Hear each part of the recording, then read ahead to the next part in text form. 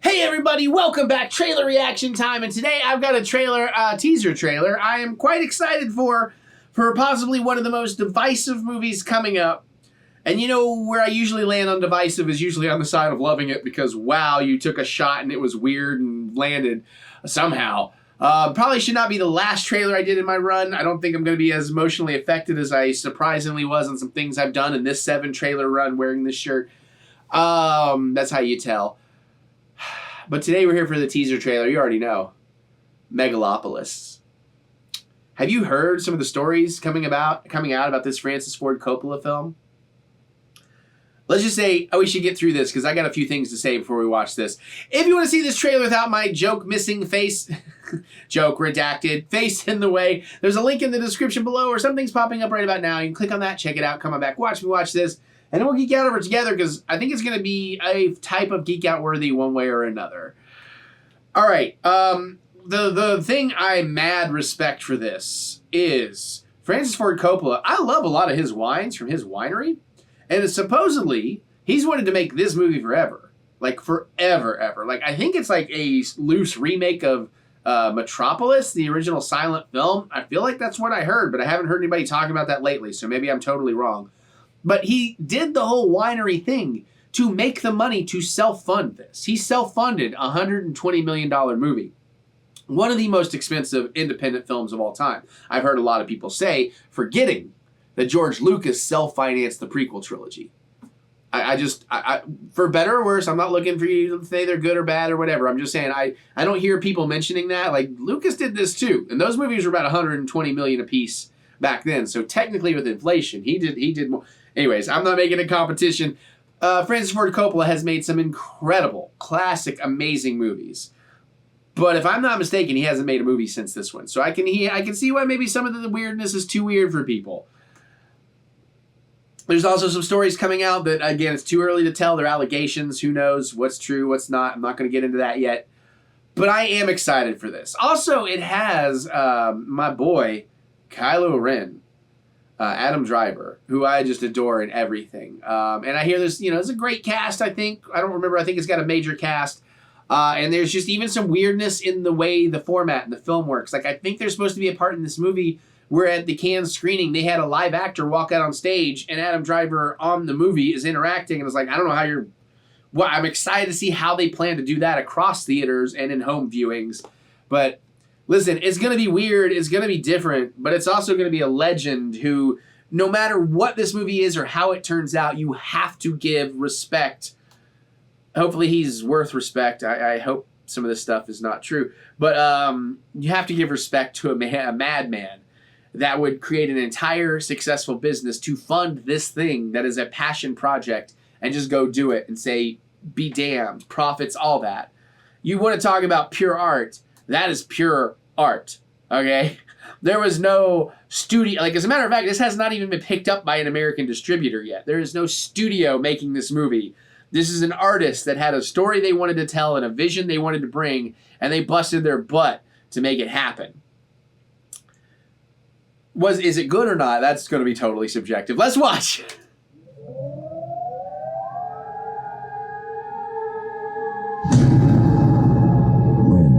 Does an empire die? Does it collapse in one terrible moment? Okay. No. But there comes a time when its people no longer believe in it. Don't let them out. Destroy them forever. Ladies and gentlemen, and children of all ages, welcome. Is this society,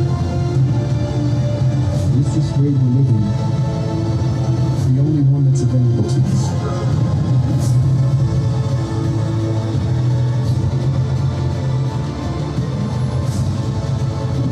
We are taking our city back. And when we ask these questions, and there's a dialogue about them, that basically is a utopia.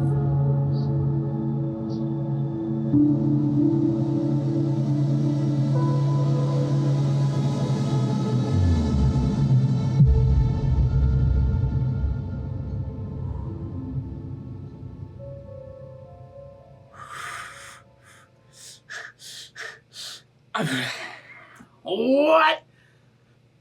No, okay. If I didn't know anything about the discourse, I would just, and I am totally sold on this, but I would be hyped for this to be one of the greatest movies of the year. Because of how divisive it's likely to be, I don't think that'll be the case, but maybe for me it will. There was a lot of amazing stuff in there I had no idea about. That opening with like the meteors coming and then all the statues coming to life, which is terrifying to me. I have unreasonable fears of things like that. Like I know that's not happening, but giant statues of people freak me out because of that. Put them in water and it's 10 times worse. But honestly, that looked pretty damn good. And that cast, man, we get Laurence Fishburne. I saw Giancarlo Esposito. I hope I may be saying that wrong. And personal things aside, I have a soft spot for Shia LaBeouf because of Project Greenlight. Cool to see him. Jon Voight, great actor, knows how to have. How do I put this very nicely without, not against him, I just don't want to start a thing in the comments, but has generally generally not, he has political leanings that maybe can get people in the business looked down upon. But he's cool about it. He's like, hey, that's just mine. I'm not telling you to believe that. So I got respect for that. You know what I'm saying? Like, I don't care what you politically believe as long as you ain't pushing it on somebody. You know what I'm saying? So I can appreciate it, especially because he's a great actor. I don't even know why I'm going into that. It's probably all the adult grape juice. But I don't know. The trailer made that look phenomenal. Like, I am super excited for that. And I am anyways. But I don't know if the discourse makes me even more excited or if that's affecting this at all. I'm just really happy. That looks so cool, man. I definitely want to see it. It's definitely supposed to come in IMAX, and I did hear that even though it doesn't have an American distributor yet, IMAX, the company, is absolutely happy, and they have promised that they will at least give it a week-long engagement if it can get a distributor in all its IMAX and all their IMAX theaters. So we hopefully will get to see that in IMAX, and hopefully this year. They said 2024, but nothing's set in stone. It's weird to promote something like that when the contracts aren't dry. Wow. I made it all the way to the end of 7 trailers and never coughed until now. Just some sneezies. Looks great to me. What do y'all think? Have you heard the stories? What's your wildest stories? What's your take on this? Are you willing to give it a shot? Are you already hating it? Are you going to go see it? Are you going to see it out of wanting to see a train wreck? Is it rubbernecking a wreck or something, by the way, which you shouldn't do because how morbid. And then you're causing traffic. Don't do that. Sorry. I only bring that up because I literally heard a rant about it today that, anyways. Let me hear your thoughts. Geek out with me in the comments. I'd love to hear what you have to say. Other than that, you can click the thumbs up button. Give me the good old thumb of encouragement, as I do love to be encouraged. And remember that we will get through this. We will get through this together. We like to say that together. It's a smile on the face. It's chemicals in the brain. It helps people. They tell me. I hear from people regularly. They like this. So I'm going to keep doing it. Because if I can make you happy with a few words, absolutely. So let's say it together. We will get through this. We will get through this together. All right, you can also go check out my music. Anywhere you listen to music, look up LegendOfZeppo. I'm sure you'll be happy because it's actually good. Do you like pop punk? Maybe not. So maybe you won't really like it, but you'll at least be like, well, that was good. It wasn't some YouTubers' music.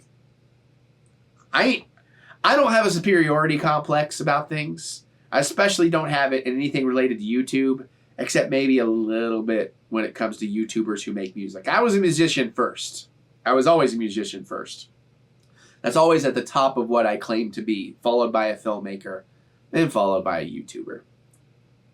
And then followed by everything else, because, you know me, I do a bajillion things. Adult grape juice is kicking in. I'm done on my 7 run. Let's get to it. All right, check it out. New stuff coming at the end of the year. Go to TheEricButts.com for all that funky butts fun you're looking for. And there's more at the links in the description below. So click the see more button to see more butts. And I'm just now realizing I have never been perfectly centered for these 7 trailers. I never got my chair where it belongs. And now I'm bothered. And now I'm done. So good job, Eric. Bro YouTuber. Oh, gentle reminder, I do YouTube for fun now. I stopped chasing success on YouTube years ago. So there are other successes I'm having because of it, but I just do it because I like to do it. I ain't chasing the algorithm. I ain't worried about my SEO. Just saying. I'm suddenly just comfortable and wanting to just have like a chat with you. That movie, it got me in like an interesting place. All right, I'm going to get out of here. I'm going to go watch some more stuff because I got to finish this week's vlog. I'll see you all later.